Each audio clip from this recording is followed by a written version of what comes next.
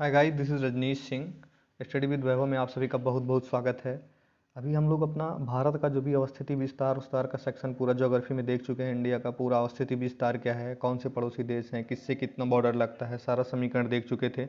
उसके आगे का भी कुछ सेक्शन और भी देख चुके थे कि हिमालय पर्वत कैसे है, बीच में मैदान कैसा है, तटीय मैदान कैसा है, ये सारा समूचा देख चुके थे। यूनियन टेरेटरीज देख चुके थे।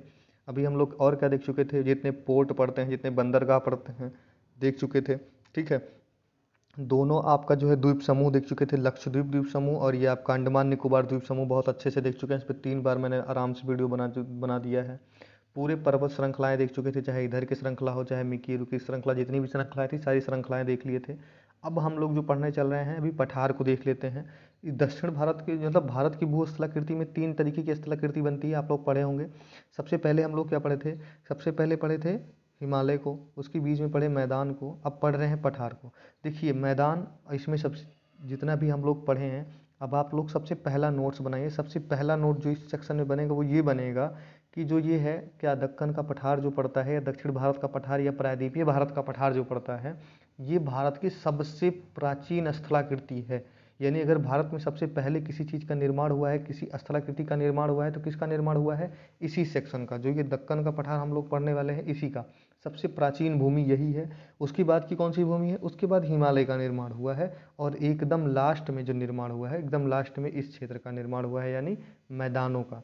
मैदानों का निर्माण बाद में हुआ, जब हिमालय का उत्थान हो गया तो उसमें से नदियाँ निकली और उन्होंने क्या किया, मैदानों का निर्माण किया। यहाँ तक का सेक्शन हम लोग पूरा देख चुके हैं, आराम से समझ गए हैं, जितना भी समझना था इसको हम लोग समझ भी चुके हैं। ठीक है, अब आगे इसी को देखना है कि पठार को देखेंगे। तो सबसे पहली चीज़ हम लोगों ने क्या देखी कि पठार क्या है, सबसे पुरानी स्थलाकृति है। ये पठार भारत में आया क्यों, भारत में है क्यों, या इसका निर्माण कैसे हुआ, इस सेक्शन को देखना है। तो आप लोग जानते हैं कि जो भारत के ये भूमि है, जिस भूमि पे ये पठार अभी भी अवस्थित है, ये कहाँ से आए है, ये कहाँ, गोंडवाना लैंड का हिस्सा है। और गोंडवाना लैंड किसका हिस्सा था, हम लोग आराम से पढ़ चुके हैं कि ये गोंडवाना लैंड क्या था, गोंडवाना लैंड का हिस्सा कैसे था। ये सारा कुछ हम लोग पढ़ चुके हैं। आप लोग जाके पिछली वीडियोज़ में देख लीजिए। अगर हल्का जानना चाहते हैं तो हम लोग को पता है कि पहले सातों महाद्वीप एक थे, फिर दोनों टूटे थे, एक अंगारा लैंड में टूटा, एक गोंडवाना लैंड में टूटा। तो गोंडवाना लैंड का भारत भी हिस्सा है, जो आके बाद में यूरेशियन प्लेट से टकराया तो हिमालय का उत्थान हुआ, फिर मैदान बने, और ये पहले से था। अब देखिए, सबसे पहले ये तो जान गए कि ये आया कहाँ से या है क्यों। अब इसका निर्माण कैसे हुआ, यानी इसकी प्रकृति कैसी है, ये कैसा कैसे चीज़ों से बना है। तो कहा जाता है कि इसका जो निर्माण है, इसका निर्माण पूरा जो है दक्कन का जो जितना भी है, इसका निर्माण हुआ है लावा से। लावा से यानी कि जो होता है आपका ज्वालामुखी, ज्वालामुखी उद्गार से इसका निर्माण हुआ है, उसी के निक्षेप से इसका जो है पूरा निर्माण हुआ है। इसी का कारण है कि इस क्षेत्र में जो मिट्टी पाई जाती है, कैसी पाई जाती है, काली मिट्टी, ब्लैक सॉइल का इधर निर्माण हुआ है। अब यहाँ से आप लोग बहुत सारी चीज़ों का अंदाज़ा लगा सकते हैं। सबसे पहले इससे आपको एक अंदाज़ा दिख रहा होगा कि इसके बाद जो क्षेत्र बच रहा है वो सारा क्षेत्र लगभग लगभग, अगर कुछ पर्वतीय श्रृंखलाओं को छोड़ दें, नीलगिरी वाले क्षेत्र को, तो लगभग लगभग बीच बीच में आपको मैदान मिलने लगेंगे कि हाँ हाँ, मैदान का कैसे विस्तार है, मैदान का विस्तार आपका ऐसे ऐसे क्षेत्रों में ऐसे ऐसे है कि इस किनारों से ऐसे मैदान है, फिर यहाँ मैदान है, फिर यहाँ मैदान है। अगर ऊपर के पर्वत श्रृंखलाओं को दे दिया जाए तो इससे आपको मोटा मोटा अंदाज़ा हो जाएगा। अब इसका विस्तार हमको देखना है कि विस्तार क्या है। आप लोगों को मैंने बता दिया कि ज्वालामुखी उद्गार से इसका निर्माण हुआ। जब भारतीय प्लेट खिसकते हुए आ रही थी तो एक ऐसी प्लेट के ऊपर से गुजरी जिस प्लेट में क्या थे, बहुत सारे ज्वालामुखी थे, तो ज्वालामुखी के संपर्क में आने से इसका निर्माण हो गया। ठीक है, अब इस जो बुंदेलखंड का पठार होता है, यानी जो ये पठार है आपका पूरा पठार, ये पूरे क्षेत्र का जो पठार है, इसका नोट्स ऊपर लगा है, अभी आपको बता देंगे उसको भी।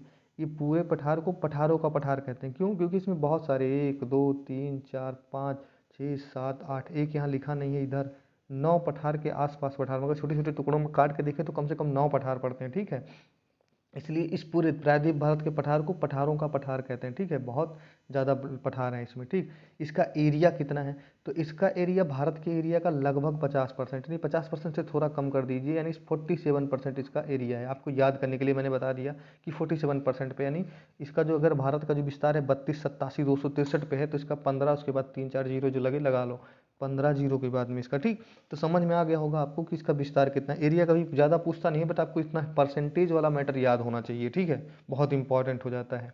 अभी तक हम लोगों ने क्या सीखा, सबसे पहले हम लोगों ने सीखा कि इसका निर्माण कैसे हुआ। दूसरे पे हम लोगों ने सीखा कि ये आया कहाँ से। ठीक है, दूसरे पे सीखा हम लोगों ने ये आया कहाँ से है। तीसरे पे हम लोगों ने ये सीखा कि इसकी जो है मृदा कैसी है, मृदा का निर्माण कैसा है, यहाँ काली मिट्टी पाई जाती है।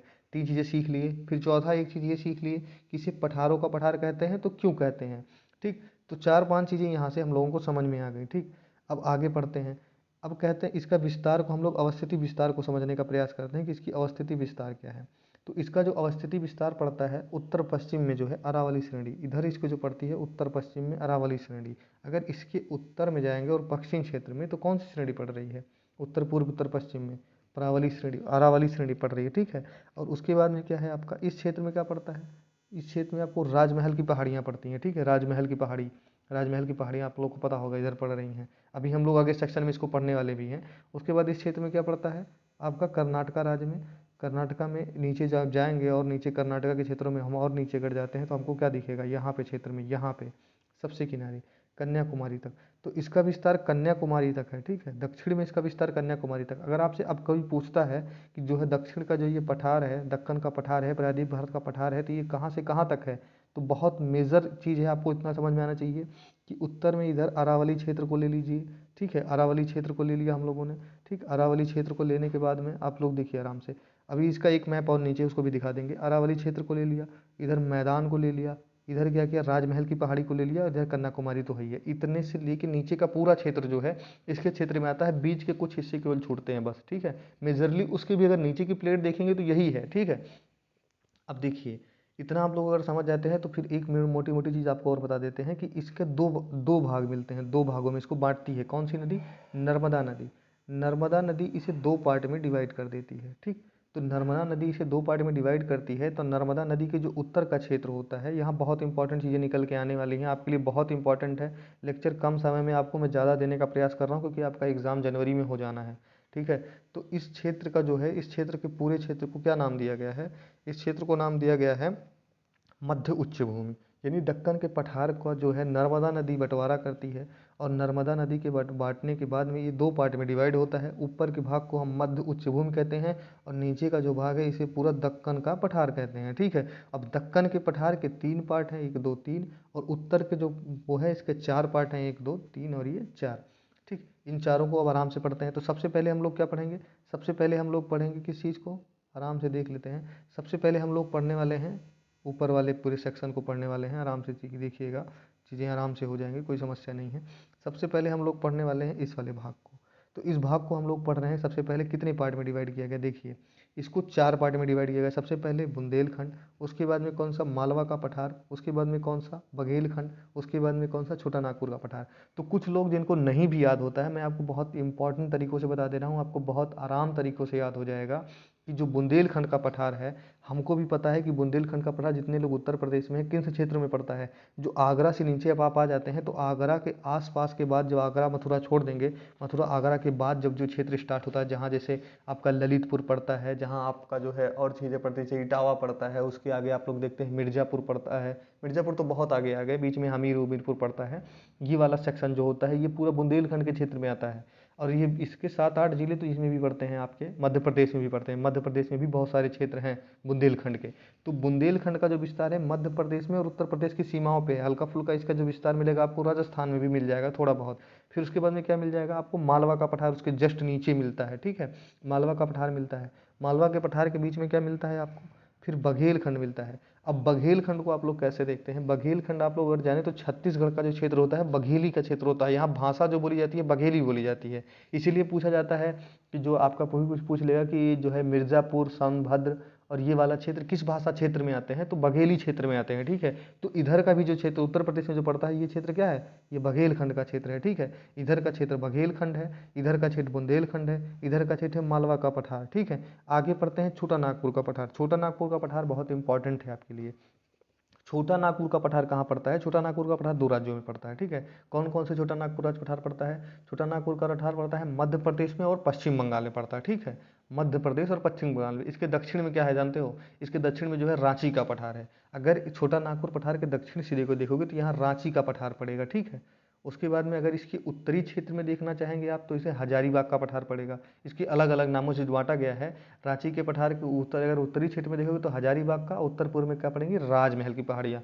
मैंने अभी बोला आपको कि यहाँ क्या पड़ेंगी, राजमहल की पहाड़ियाँ पड़ेंगी। अब सीखिए ये सीमा ही है राजमहल की पहाड़ियाँ, तो सीमा है इसकी, इसकी पूर्वी सीमा जो है राजमहल की पहाड़ियाँ हैं, पश्चिमी सीमा या उत्तर पूर्वी वाली सीमा जो क्या है अरावली की श्रेणियाँ हैं, इधर आपका जो है कन्याकुमारी की श्रेणियाँ हैं। तो तीन चीज़ें आप लोगों को समझ में आ गई होगी यहाँ से। अब आगे अगर आप लोग देखना चाहें तो छोटा नागपुर का पठार को थोड़ा और डीपली समझ लेते हैं। छोटा नागपुर का पठार बहुत इंपॉर्टेंट है। आपको पता है छोटा नागपुर का पठार का जो भी निर्माण हुआ है ये नदियों के बेसिन में हुआ है। 3-4 नदियाँ इधर जो बहुत इंपॉर्टेंट बहती है ना, उनके ये बेसिन में निर्माण हुआ है। जैसे दामोदर घाटी की नदी जो है, दामोदर घाटी। और ये क्षेत्र जानते हो बहुत ही इंपॉर्टेंट क्षेत्र है। यहाँ इतने ज़्यादा कोयला खनिज संसाधनों से भरपूर है ये, ठीक है। इसीलिए इसको भारत का रूर क्षेत्र कहते हैं। अब खुद आप पूछेंगे कि रूर क्षेत्र क्या है, तो रूर क्षेत्र जो है जर्मनी में एक एरिया पड़ता है जहाँ नदी बेसिन है, वहाँ पे बहुत ज़्यादा खनिज संसाधन मिलते हैं। इसीलिए उससे तुलना करा के इसको क्या कहा गया, भारत का रूर क्षेत्र है ये, ठीक है। अब इतना समझ लिए, बघेलखंड समझ लिए, मालवा का पठार समझ लिए और बुंदेलखंड समझ लिए। ये किसका हिस्सा है, मध्य उच्च भूमि का हिस्सा है। बस आपको इतना यहाँ से याद होना चाहिए, ठीक। अब एक चीज़ समझिए, राजमहल की जो पहाड़ियाँ हैं, राजमहल की पहाड़ियाँ जब यहाँ खत्म होती हैं तो आप लोग ये सोचिए कि शिलांग का पठार यहाँ से कहाँ आ गया। तो राजमहल का पठार कहा जाता है जो शिलांग का पठार है, शिलांग का पठार राजमहल पठार से जो ये हिस्सा है ना, ये वाला इसी का भाग है। ये मालदा गैप, इसमें जो बीच में गैप आ रहा है ना, ये इस गैप को नाम दिया गया है, सुनिए फिर से दिखा दे रहा हूँ। इस गैप को जो नाम दिया गया है, इस गैप को नाम दिया गया है मालदा गैप। जो इसके बीच में ये गैप आ रहा है, इस गैप को कह देंगे मालदा गैप। और कहते हैं कि इसका ही ये विस्तार है, ठीक है। जो ये आपका मध्य उच्च भूमि है, इसी का विस्तार है शिलांग का पठार। शिलांग के पठार में 3 हिस्से पड़ते हैं। एक मैंने कल ही आपको बताया था, गारो की पहाड़ी पड़ती है, एक खासी की पहाड़ी पड़ती है, एक जैंतिया की पहाड़ी पड़ती है, ठीक है। तो उसी में ये है, उसी का हिस्सा है। गारो, खासी, जैंतिया का पठार शिलांग पठार का हिस्सा है। शिलांग पठार कहाँ पड़ता है, शिलांग किसकी राजधानी है, शिलांग राजधानी किसकी बताइए। तो मेघालय की राजधानी है शिलांग, तो मेघालय में ये पड़ता है, ठीक है। ये मेघालय में पड़ेगा। ये छोटा नागपुर का पठार है, ठीक है। ये कहाँ पड़ता है, ये पड़ता है आपको झारखंड में। और कहाँ पड़ता है झारखंड के बाद में, ये आपको पड़ेगा रांची झारखंड। उसके बाद में दूसरा पड़ेगा ये, इसका विस्तार मिलेगा वेस्ट बंगाल के कुछ क्षेत्रों में, ठीक। उसके बाद में आपको बघेलखंड पड़ रहा है, बघेलखंड का विस्तार कहाँ मिलेगा, हल्का फुल्का झारखंड को छुएगा। ज़्यादातर क्षेत्र ये छुएगा, क्या कहते हैं किसका, छत्तीसगढ़ का। उसके ऊपर में छुएगा क्या, उत्तर प्रदेश के थोड़े बहुत हिस्से को। और बाकी पूरा हिस्सा इनका किस में पड़ेगा, मध्य प्रदेश में पड़ेगा। तो मेजरली इसका हिस्सा पड़ेगा मध्य प्रदेश में। इसका उत्तरी हिस्सा थोड़ा बहुत उत्तर प्रदेश में छू लेगा। और हल्का फुल्का पूर्वी हिस्सा इसका क्या करेगा, छत्तीसगढ़ और हल्का फुल्का झारखंड को छुएगा। तो ये 4 राज्य, मिनिमम 4 राज्य, ठीक है, इसका मिलेगा। और क्या कहते हैं बुंदेलखंड का, तो बुंदेलखंड का जो संपूर्ण विकास वो मिलता है, वो क्या कहते हैं, बुंदेलखंड का जो संपूर्ण विस्तार मिलता है आपको कहाँ मिलता है, तो बुंदेलखंड का पूरा विस्तार, ये बुंदेलखंड का जो मिलता है ये उत्तर प्रदेश और मध्य प्रदेश में मिलता है, ठीक है। तो इसमें ज़्यादा आपको सोचने की जरूरत नहीं है, ठीक है। इसे केंद्रीय उच्च भूमि कहा जाता है, ये तीसरी बार बता रहे हैं। और मालवा का पठार राजस्थान से स्टार्ट होके, राजस्थान हल्का फुल्का गुजरात को छूते हुए, इस क्षेत्र में हल्का सा गुजरात को छुएगा। और लगभग क्षेत्र क्या कहते हैं मध्य प्रदेश में ले लेता है, ठीक। यहाँ तक का चित्र हम लोग देख चुके हैं। अब आगे बढ़ते हैं। एक बीच में दिख रहा है दंडकारण्य का पठार। ये भी हल्का हल्का आपको पता होना चाहिए कि दंडकारण्य का पठार कहाँ पड़ता है। तो दंडकारण्य का पठार 3 राज्यों की सीमा पर पड़ता है। कौन कौन से राज्य हैं वो तीनों आपको दिखाते हैं। सबसे पहले एक उड़ीसा को याद रखिएगा। दूसरा राज्य कौन सा है, इधर याद रखिएगा छत्तीसगढ़ को। और ऊपर से आता है क्या, झारखंड। तो झारखंड, उड़ीसा और छत्तीसगढ़ के बॉर्डर पे है दंडकारण्य का पठार, आपको याद होना चाहिए। अभी बाकी इसका डिटेल भी लिखा है। अब देखिए, इसको हम लोगों ने पढ़ लिया। तो अब नर्मदा नदी के हम लोग दक्षिण के क्षेत्र को देखने का प्रयास करते हैं। इस क्षेत्र को, इस पूरे क्षेत्र को कहते हैं दक्कन का पठार, ठीक है। पूरे क्षेत्र को क्या कहते हैं, दक्कन का पठार कहते हैं। दक्कन के पठार, इस पूरे क्षेत्र को दक्कन का पठार कहते हैं। और दक्कन के पठार के 3 हिस्से हैं। इस हिस्से को महाराष्ट्र का पठार, इस हिस्से को क्या कहते हैं तेलंगाना का पठार, इस हिस्से को क्या कहते हैं कर्नाटक का पठार। तीनों पठार आपको दिख रहा है। और इस पूरे मेजर हिस्से को क्या कह देते हैं, दक्कन का पठार, ठीक। इसका विस्तार कहाँ तक है, तो कर्नाटका पठार का जो विस्तार हुआ कर्नाटका में, महाराष्ट्र पठार का महाराष्ट्र में, और तेलंगाना पठार का विस्तार जो है हल्का फुल्का आंध्रा से लेके हल्का फुल्का तेलंगाना तक। और तेलंगाना से भी थोड़ा आगे चला जाएगा तो ये तमिल में हल्का फुल्का छुएगा, ठीक है। इसमें इसका इसका विस्तार है। इसका 3 राज्यों में लगभग विस्तार मिलता है। और इस कर्नाटका पठार का जो विस्तार है हल्का फुल्का कर्नाटका, थोड़ा सा केरला का क्षेत्र छूता है। तो यहाँ पे कर्नाटका और केरला, एक सेकंड रुक जाइएगा, एक सेकंड बस रुक जाइए, आपकी हट गई है, ये आ गया। अब यहाँ तक का क्षेत्र हम लोग देख चुके हैं। अब आराम से नॉर्मली चीज़ों को नीचे वाले मैप में एक देख लेते हैं, फिर से मैप में क्या है और स्थिति विस्तार को यहाँ से समझते हैं। देखिए इधर क्या है, पूरा पर्वत है। इधर क्या है, मैदान है। इधर क्या पड़ रहा है, रेगिस्तान है। इधर क्या है, इधर बीच में थोड़ा हल्का फुल्का जो है पर्वतीय श्रृंखलाएं हैं, बीच में पड़ती हैं पर्वतीय श्रृंखलाएं, जिसमें नल्ला मलाई, वेल्ली मलाई, पेल्ली कोंडा, ऐसे ऐसी पर्वत श्रृंखलाएं हैं, ठीक है। इधर आपका पश्चिमी घाट पूरा पड़ता है और उसके मैदान पड़ते हैं, बीच में ये नीलगिरी है, ठीक है। लेकिन इसके बावजूद इसका विस्तार है प्लेट का इसके, और ये पूरा दक्कन का ट्रैप है। इसको अगर 2 पार्ट में डिवाइड कर देते हैं, उच्च मध्य उच्च भूमि है और इधर क्या है दक्कन का पठार पड़ जाता है, ठीक। यहाँ तक का क्षेत्र हम लोग देख चुके हैं। अब आगे देख लेते हैं इस वाले में। अभी आपको इस मैप में भी दिखा देता हूँ मैं। तो एक चीज़ मैंने बोला था ना कि इस क्षेत्र को छूट रहा है, तो कच्छ का पठार इधर छूट रहा था, छोटा नागपुर का पठार ये हो गया, ये बघेलखंड का हो गया, ये मालवा हो गया, ये बुंदेलखंड का हो गया, ये हो गया मेघालय का पठार, ये क्या हो गया तेलंगाना का, ये हो गया दक्कन का जिसे कहते हैं महाराष्ट्र का। दक्कन के पठार के अंतर्गत तीनों आते हैं। नीचे आपको कर्नाटका का पठार तो पड़ ही रहा है, ये नीचे आपको पड़ रहा है कर्नाटका का पठार। तो इतना हम लोगों ने देख लिया। अब आराम से इसको ऊपर से एक नोट देख लेते हैं, हमारा दिमाग में जो इसका नोट है पूरा समझ में आ जाएगा। थोड़ा बहुत जो भी होता है आपको लाइन आराम से देखिए, लाइन टू लाइन इसको हम लोग समझने वाले हैं। अब देखिए कह रहा है तीन चीज़, देखिए बुंदेलखंड, भांडेर, बागेलखंड, मालवा का पठार। देखिए ये उच्च भूमि नर्मदा भ्रंश के उत्तरी में अवस्थित है। अभी हम लोगों ने बोला इसको क्या कहते हैं, इसे बुंदेलखंड पठार केंद्रीय उच्च भूमि का एक भाग है तथा इसे ग्रेनाइट और निस से बना है। अब बुंदेलखंड का जो पठार है केंद्रीय उच्च भूमि का भाग है। मैंने बोला ना कि जो उत्तर में क्षेत्र पड़ता है, उत्तर के क्षेत्र को हम लोग क्या कहते हैं, केंद्रीय उच्च भूमि पढ़ते हैं। अगर हम लोग इसको ऐसे गोला बनाते हैं, मैंने बोला दक्कन के पठार का। अब देखिए हाँ एक चीज़ तो भूल ही गए थे बताना, एक चीज़ मैं आपको बता दे रहा हूँ। पूछ लेता है एग्जाम में कि दक्कन के पठार है जो प्रायद्वीप के भारत का पठार, इसकी आकृति क्या है, तो इसकी आकृति त्रिभुजाकार है, ठीक है। और इसके उत्तर वाले क्षेत्र को मध्य उच्च भूमि कह रहे हैं, इधर का पूरा दक्कन का पठार कह रहे हैं, ठीक। आराम से देखते रहिए। अब इसको हम लोग आगे देखते हैं तो क्या है, ये बुंदेलखंड का जो पठार है ग्रेनाइट और निस से बना हुआ है, ठीक है, निस और शिष्ट। अब देखिए अग्नेय चट्टानें जो होती हैं, अग्नेय चट्टानें जो अभी बची हैं बहुत पुरानी हैं, तो अग्नेय चट्टानों का जो रूप अब मिलता है वो निस और शिष्ट के रूप में तथा ग्रेनाइट के रूप में मिलता है। तो बुंदेलखंड का जो पठार है ये कैसा चीज़ है, ये बुंदेलखंड का पठार जो बना है इसकी जो क्या कहते हैं प्रकृति है, ये कैसी है, बुंदेलखंड की जो प्रकृति है ये अभी क्या है, ग्रेनाइट और निस से बनी हुई प्रकृति है, ठीक है। मालवा का पठार आगे देख लेते हैं हम। मालवा का पठार जो है लावा का पठार है, अभी आपको बोला ही काली मिट्टी से ढका है। ये पूरा क्षेत्र लगभग काली मिट्टी से ही ढका है, ये मालवा का पठार हो या कोई भी, क्योंकि ये सब लावा से क्या कहते हैं निर्मित है। आगे देखते हैं, सब बात हो चुकी है, बस केवल आपको समझना है हल्का फुल्का। फिर इस क्षेत्र को देखते हैं आराम से, देखिए मेघालय का पठार को समझते हैं। कहते हैं गारो खासी जयंतिया पहाड़ियाँ, मैंने अभी आपको बोला था, ठीक है, मूल रूप से प्रायद्वीपीय पठार का ही एक भाग है, ये भी आपको बताया। फिर मैंने बोला कि गारो राजमहल दर्रों से इसमें प्रायद्वीप पठार जो है मुख्य भाग से अलग होता है, इसी को मालदा गैप कह देते हैं। आपको इसका डायरेक्ट याद रखिए, चाहे गारो राजमहल दर्रा याद रखिए, चाहे इसका मालदा गैप याद रखिए, ठीक है, आराम से आपको याद हो जाएगा। उसके बाद में इसका क्या कहते हैं, हम लोग छोटा नागपुर का पठार का क्षेत्र देखने का प्रयास करते हैं। तो छोटा नागपुर का पठार जो है क्या कहते हैं, हजारीबाग पठार में पारसनाथ चोटी इसकी सबसे ऊंची चोटी है। अब पारसनाथ चोटी याद रखना कोई बहुत बड़ी चीज़ नहीं है, झारखंड में पारसनाथ की चोटी पड़ती है, ठीक है, झारखंड क्षेत्र में पड़ती है। पारसनाथ की चोटी पर ही आपके जो पारश्वनाथ थे, पारश्वनाथ आप समझ रहे होंगे, जो जैन धर्म के 23वें तीर्थंकर थे पारश्वनाथ, उन्होंने जो है ज्ञान यहाँ प्राप्त किया था, यहीं पे उनकी जो है इन्होंने अपनी जो है समाधि इनकी यहीं स्थित है, इसीलिए इस चोटी का नाम क्या दिया गया, पारसनाथ चोटी। अब अगर पूछ लेता है, बहुत ज़्यादा इंपॉर्टेंट तीन चार चीज़ें पूछता है, इससे रिलेटेड एग्जाम समझिए कि अगर छोटा नागपुर पठार की सबसे ऊंची चोटी क्या है, पारसनाथ की चोटी है। अगर पूछ लेता है विंध्याचल श्रेणी में सबसे ऊंची चोटी कौन सी है, तो पारसनाथ की चोटी है, वो अलग वाले में देखने वाले हैं, ठीक है। अब आराम से पढ़िए, इसमें रांची का पठार आता है, ठीक है, इसी में हजारीबाग का पठार आ जाता है, इसी में राजमहल का पठार आ जाता है। तो मैंने आपको अभी बताया था इस चीज़ को कि अगर आप लोग क्या करते हैं, छोटा नागपुर का पठार पढ़ते हैं तो इसमें रांची का पठार पढ़ लीजिए सबसे पहली चीज़, ठीक है, रांची का पठार पढ़ लीजिए। इधर आप लोग क्या करिए, हजारीबाग का पठार पढ़ लीजिए, इधर राजमहल का पठार पढ़ लीजिए। इस तीनों राज पठारों को मिला के किसका निर्माण हुआ है, छोटे नागपुर के पठार का निर्माण हुआ है। यहाँ तक की चीज़ें हम लोग के लिए खनिज संसाधनों के लिए बहुत इंपॉर्टेंट है। भारत का रूर कहलाता है, रूर कहाँ पड़ता है, जर्मनी में पड़ता है। अभी हम लोग इस पर बात कर चुके हैं, अब आगे देखते हैं, चलिए आगे क्या कह रहा है कि छोटा नागपुर पठार 5 पठारों का यानी पाट, रांची, हजारीबाग, कोडराम और बाह्य पठारों से बटा है। 5 पठार में बटा है, केवल मोटा मोटा याद रखिए, आपसे कभी नहीं पूछेगा, आपसे केवल 2 चीज़ें पूछेगा, हजारीबाग का पठार, रांची का पठार या राजमहल की पहाड़ियाँ, ये किसका हिस्सा हैं। तो आपको बस इतना याद होना चाहिए, अगर आपको इतना याद है तो आपका काम हो जाएगा, ठीक है। अब उसके बाद दक्कन का पठार हम लोग देखते हैं। तो दक्कन का पठार जो है सतपुड़ा श्रृंखला के दक्षिणी भाग में दक्कन का पठार है। सतपुड़ा श्रृंखला, चाहे आप लोग सतपुड़ा श्रृंखला मान लीजिए या नर्मदा नदी मान लीजिए, क्योंकि नर्मदा नदी जो होती है सतपुड़ा श्रृंखला के उत्तर बहती है। अगर देखिए अभी नदियों वाले सेक्शन में हम लोग इसको देखने वाले हैं, लेकिन आपको दिखा दे रहा हूँ, अगर ये सतपुड़ा श्रृंखला है तो इसके जस्ट बगल से ये क्या करती है, एक नदी बहती है, उसका नाम क्या है, नर्मदा। इसके नीचे से जो नदी बहती है उसका नाम क्या है, तापी। तो ठीक है, इसी की बेसिन के इधर का जो क्षेत्र है उसे क्या कहेंगे, दक्कन का पठार। और इसके 3 हिस्से हम लोग अभी बताए हैं। 3 हिस्से कौन कौन से हैं आप लोग देख रहे हैं। सबसे पहला हिस्सा इसका आराम से देख लीजिए, तो कौन सा है, महाराष्ट्र का पठार, ये देख लीजिए, वहाँ नहीं लिखा था यहाँ लिखा, महाराष्ट्र का पठार। फिर मध्य में समी पश्चिम इसका कर्नाटका का पठार। उसके बाद में क्या है, आंध्र प्रदेश सम्मिलित होते हैं।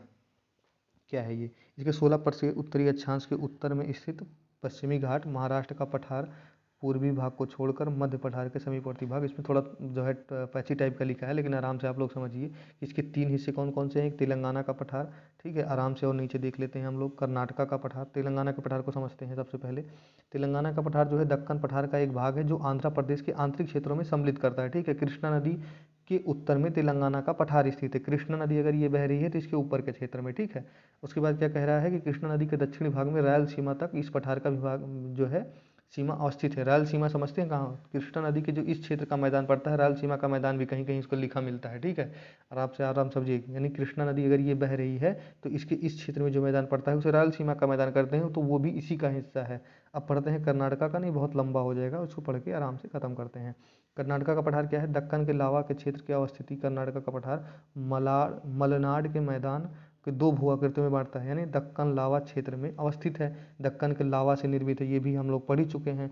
कर्नाटका का पठार जो है वो मालनाड तथा मैदान 2 भूआकृतियों में क्षेत्र में बांटा गया है इसको, ठीक है। मालनाड जो है पश्चिमी घाट के निकट भाग को कहते हैं, लगभग 64 किमी चौड़ाई पर विच्छेदित करता है। ये बहुत ज़्यादा इंपॉर्टेंट नहीं है आपके लिए, आपको बस इतना पता होना चाहिए कि कितने भागों में बांटा जाता है।